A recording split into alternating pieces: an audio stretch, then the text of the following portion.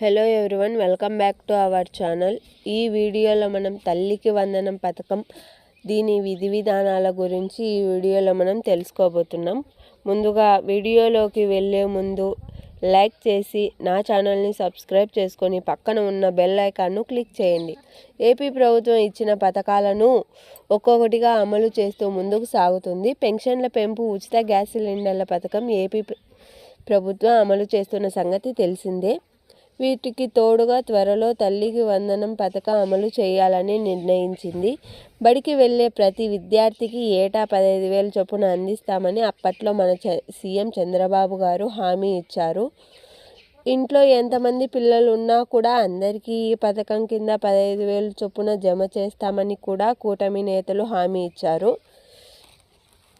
తల్లికి వందనం విధి విధానాల గురించి తెలుసుకుందాం. వచ్చే విద్యా సంవత్సరం నుంచి ఈ పథకాలను అమలు చేస్తామని నిర్ణయించారు. ఈ ఏడాది జూన్లో విద్యా సంవత్సరం ప్రారంభం సమయంలో ఈ పథకం కింద అర్హులైన తల్లుల ఖాతాలో నిధులు జమ చేస్తామని 2024-2025 విద్యా సంవత్సరంలో రాష్ట్రంలో దాదాపు 81 లక్షల మంది విద్యార్థులు చదువుతున్నట్లు. అయితే ఇందులో ప్రాథమికంగా 69.16 లక్షల మందికి ఈ పథకానికి అర్హులుగా విద్యాశాఖ తేల్చినట్టు సమాచారం.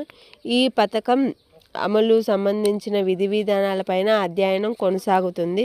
గతంలో వైసీపీ ప్రభుత్వం నిర్దేశించిన మార్గాలను సమీక్షిస్తున్నారు. 300 యూనిట్లు విద్యుత్ వినియోగించే వారికి, ఆదాయం పన్ను చెల్లింపుదారులకు, తెల్ల రేషన్ కార్డు లేని వారికి, కారు కలిగి ఉన్నవారికి, అర్బన్ ప్రాంతంలో 1000 చదరపు అడుగులు కలిగి ఉన్నవారికి ఈ పథకం అందడం లేదు.